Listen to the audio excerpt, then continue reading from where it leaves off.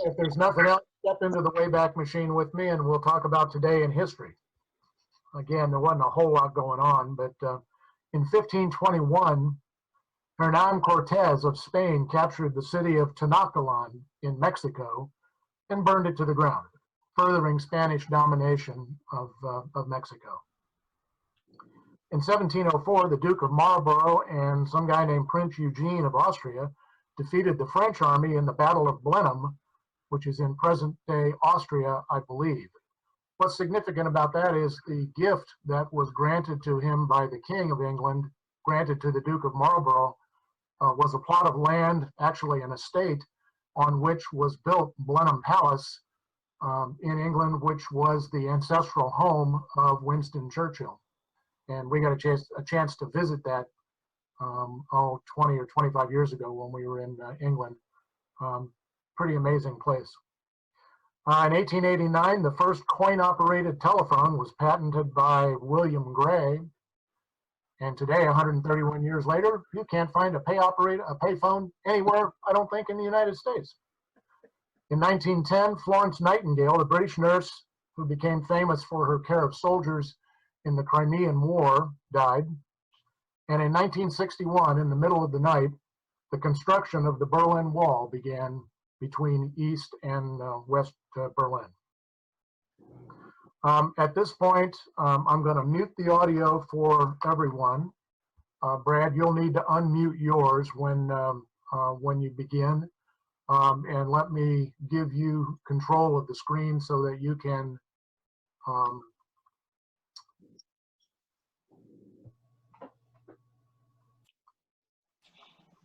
I'm going to make you a host.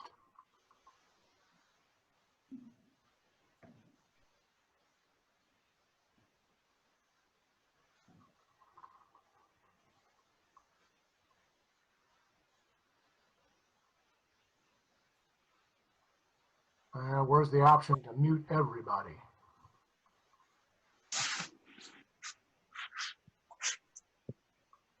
Oh, because I've made Brad the host, I can't do it. So, okay.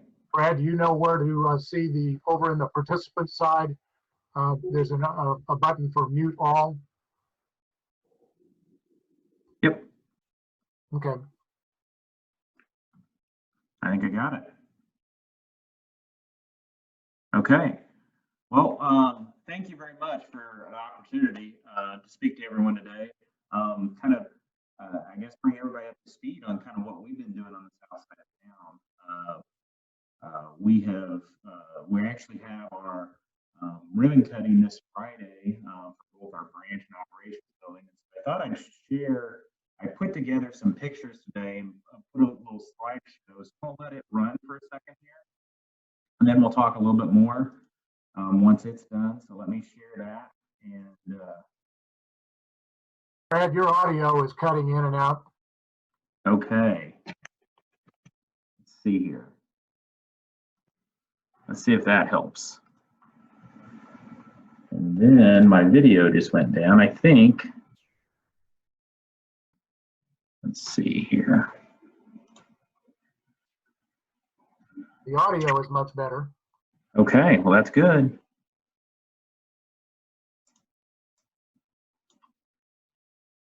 I did have a screen shared. And it dropped it, so let me get back up here. We can see your screen share. Okay, so you can see the Old Town Buffet? Yes. Okay, well, let me play this and we'll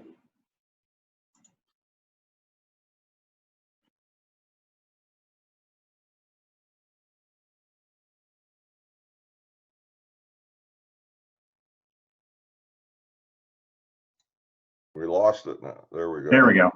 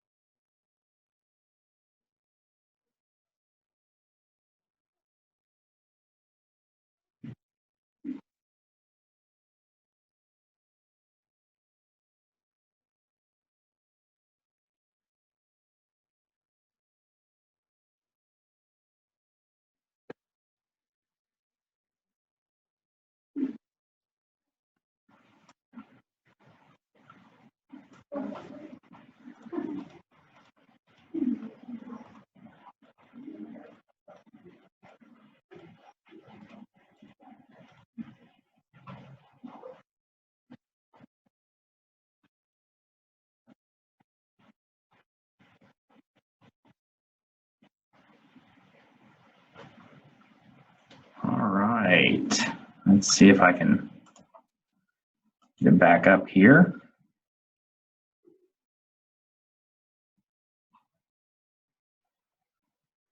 Sharing. All right, so really what we have done is we were looking, we needed some more space in our facility. We had an operations building in Ladoga for the last 25 years, right? And we were outgrowing it, and we also needed, from a technology standpoint, better bandwidth for the more technology we continue to bring to our customers. And so what we were doing is we were looking for space, and what we found was, okay, I call it the old China Inn or China Buffet, Mark's Mattress Building. And we finally negotiated and were able to get both that building and then what is connected to Stock and Field. And so the building to the south is about 12,500 square feet. And then the building to the north is 13,500. And so what we did was we brought in a firm that only works with banks and everything. And so they had done a study with us on how much space we needed and what our kind of wants and desires were. And we looked at doing a whole new building. And then we kind of, when we got this property, we felt like, you know, what better way to help the community by redoing existing buildings and putting actually buildings back on useful life and a very valid tax roll. So we said, let's redo these buildings. We ended up having about 11 acres with the buildings. And so we have currently about 35 people in our operations building, anywhere from our back office. We have a virtual branch in here as well that takes all of our phone calls as well as helps with all of our online. banking. They can do open accounts and actually do loans as well. So we're excited about that. We started that late last year, and so this year it's really been kicking off. And so that has room to expand. And then we have conference rooms and stuff for collaboration. We try to make it open. I'll share some pictures as well. Let me pull those up to share. Let's see here. So I can kind of talk to those. One. And kind of show you a little bit of, so this is my office that I'm actually standing in. I think you can see that now. Did it come through? No, we're still looking at you right now. Oh, well, okay. Let's see here. Screen one. Okay, now we go. There we go. So this is my office, and one of the things we did and really appreciate, we really tried to make sure that we were using all local vendors. So you'll see there's a lot of glass in the building if you saw those pictures. And so this is looking into my office.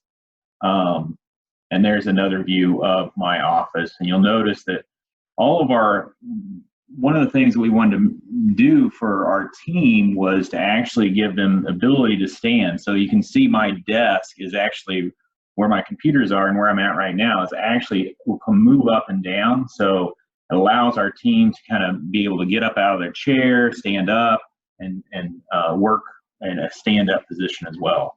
So just some of the features that we did, and then you'll see all the glass.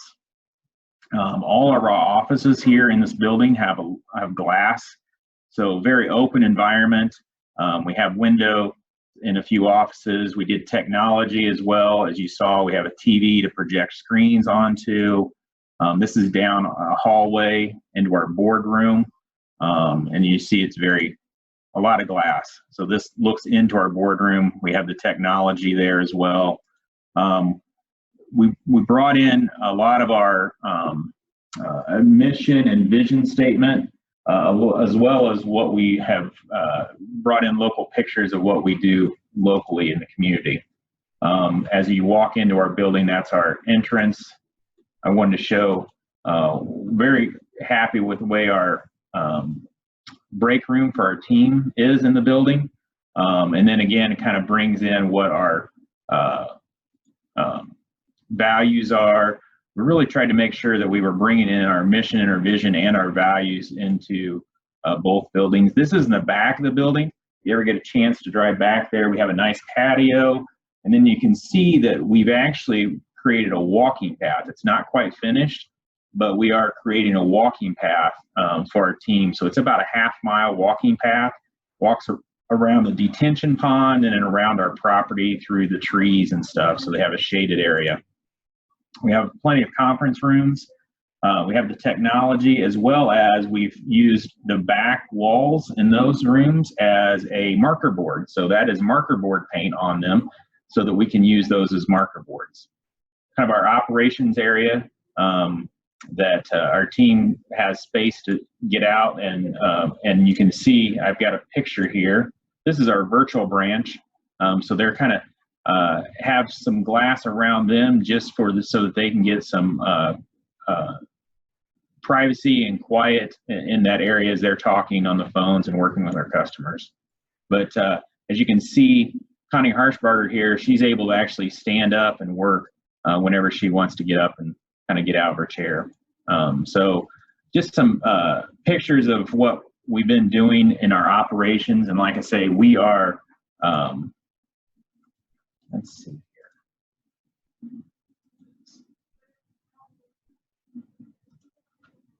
Oops, hang on just a second.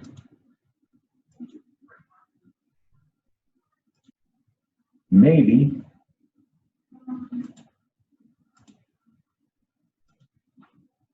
Okay, so stop sharing that.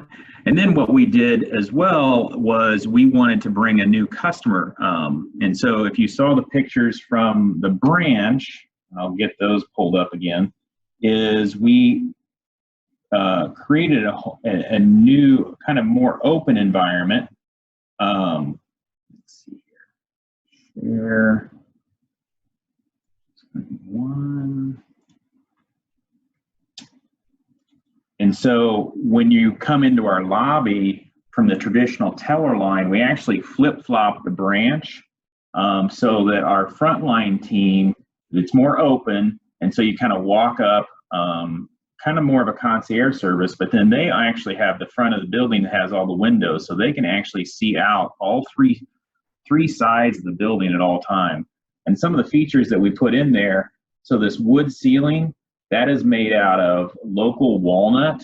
In the design, there was wood features, but our contractor, Hard Hats and Hammers, Brian Chisholm, asked if he could do local walnut for the ceiling features, and we were really excited how that turned out. So like I say, it's just some of the nice features there in the branch as well. There's a lot of glass, so the offices are very open. We can kind of see what's going on all the time, and people can actually see our team as well. And then probably one of the biggest parts of the project that we did do was the road. We spent a lot of money on widening this road and putting under drainage so that the drainage could do. I know there's been a lot of discussion about how towards the back of it, it was had a lot of potholes, had never been taken care of, and so the road came along with the buildings as well. And so we were excited to get that open. We opened that late Monday night. So it is open. We're doing some final touches there. And then probably one of the other big things I kind of a little bit excited about is we have a success center. So the building that's tied to the Stock and Field Center, we took what was Maurice's, and that building had been sitting empty for 10 years when we purchased it. And so it is fully occupied. And at the end of it, next to our building, we have 4,000 square feet that we have turned into a meeting area and training room for our team. So we call that our success center, that we do training every week. And so we've got projectors, we have a little bit of a stage there, and it allows us to bring our team in and do events in here. And then we also go back, we have a little kitchenette area that we can have some food brought in and share with everybody. So we're excited about that. Also in that building, we have a gym that's leases that space. Also, we have the health clinic that we are partnering with the city, the county, and all 3 school corporations. So that is in part of that building. And then we have one space that we're in negotiations with leasing it out, and then that kind of fills that building completely up for the first time, like I said, in 10 years. So we're excited about that. It works out really well because we are actually able to give our team, they have the benefit of using the gym as well as the clinic. So they have everything kind of all in one campus. So we have been excited about the project. It's been about 2.5 years in the making at this point. We started the construction process last July 15th. And so between the 2 buildings and the roads, we are wrapping things up really hopefully this week on some of the little things that are getting done on the site work and stuff. So it's been a great project for us. And I think it kind of goes along with our mission where our goal is to kind of redefine what community banking is and giving back to our community. And this is one way that we felt like we could kind of give back to our community in multiple ways. So I would love to have questions. If anybody has any questions, I think I can unmute. There we go. Brad, Yes. this is Gary Bailing. Hi, Gary. Glad to see you. And thanks for all that Hoosier Heartland does. You know, every time, you know, we hear about your employees who are giving to the community. It really is great, and glad to see it. And thank you for spearheading that. I do have a couple of questions. I guess the stock and field portion of that whole development, that is not owned by you, is that correct? That is not owned by us. We own the building. The building that we own goes right up to the wall there at Stock and Field. Okay. Yep. Okay.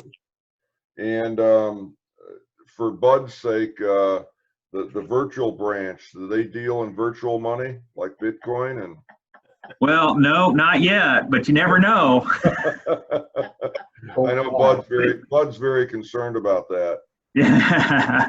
But you know, it's kind of worked out really well with when COVID came on. We kind of had it already on board and everything, and it allowed us to really stay connected to our customers. Especially when our lobbies we shut the lobbies down. Right. Even though we had the drive-throughs open, we were able to really still stay contacted with our customers, and so it really worked out really well for us. Good. And the conference room that you Yes. have, and the conference room and that success center and everything. Just asking for a friend, but is that available for groups to meet in? We are going to make it available, a limited availability, and a lot of times when we're doing things, but yes, we are, especially for the nonprofits. I mean, that's one of our heartstrings, is working with nonprofits, and so if we can partner with them to do something, that's kind of what our goal is with that. Okay, we may be calling you.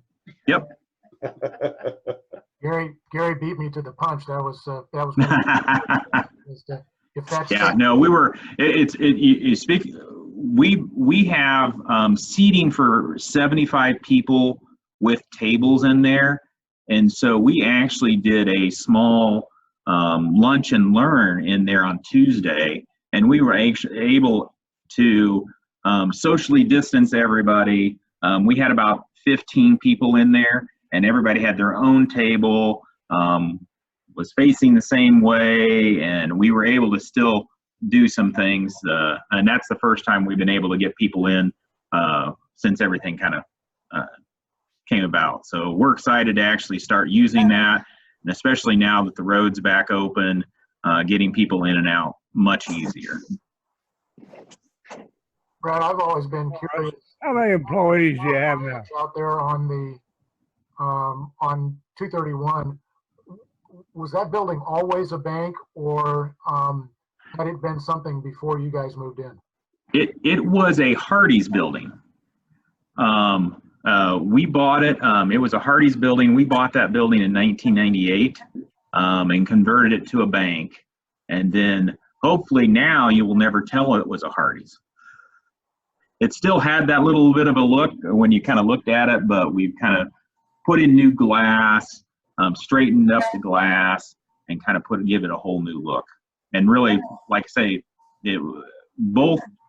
all three buildings were really kind of a gut and redo on the insides completely, and basically kept the shell and put a new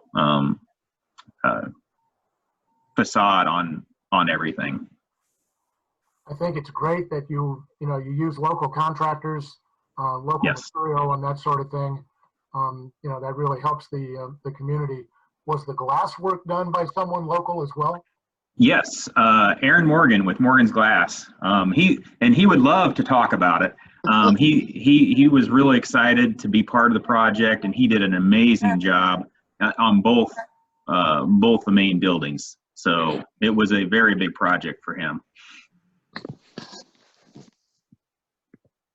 And I think question about the added security out at your branches. I know New Ross this summer, you can't get in the lobby without being let in. yes.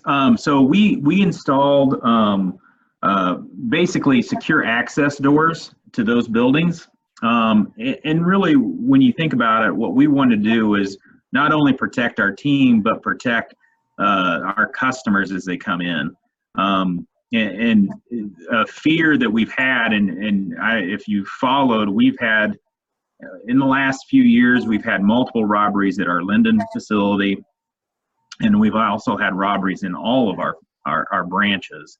And we feel like that was one way that we kind of deter anything like that. And especially with the economy changing and the risk of people, I've never understood why somebody would want to rob a bank, because really to have access to cash is not very easily accessible, and the risk involved is very big. But that's our reasoning behind that. We really wanted to make sure it is difficult to have that security protection all the time in the small communities, and so this was a way to enhance that security and still be able to get people in as quickly. Brad? Yes.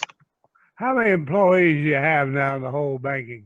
In the whole bank, we are right about 64, I believe, today. And so we have about 35 in this building, and then it varies from about, some of our branches have typically 2 to 3 on the rural branches. And then in Crawfordsville, typically averages of 6 and 7, depending on the building.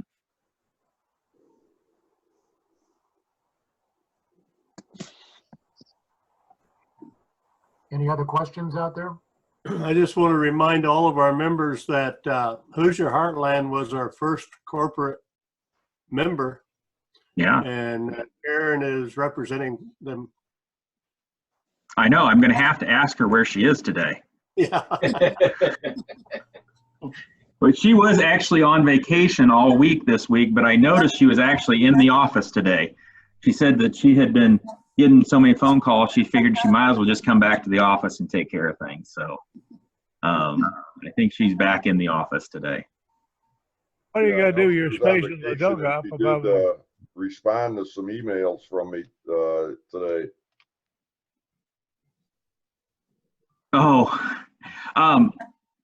Morris, to your question about what we're going to do with that building, actually, it is currently pending. I don't think there's a secret about it, but the Mountie Mission is looking to expand its space, and so they are actually looking. They have a grant request in to purchase that building. So our goal is to actually get it to where it is going to be used. We don't want it sitting empty. So if for some reason their grant doesn't come through, it will be put right back onto the market. It is ready for sale. So if you would like to buy a building in Ladoga, I might have one available. Yeah, maybe the only one. Yeah. Well, if there are no other questions, we'll bring it to a close. Brad, on behalf of Kiwanis and all of us here, thanks for everything that Hhsb does for the community. I think it's an exemplary organization, and the new facilities that you've got going on there really illustrate that. That's Piggy. So thanks for being here. Well, thank you, and thank you for everything that Kiwanis does do in our community, and it's organizations like Kiwanis that keep this community going, and it's amazing all the work that you guys do, and so thank you very much. Well, COVID has made it very tough this year. Hopefully the 2020-2021 year will be a little more productive and a little easier to pull off. I don't want to. I agree.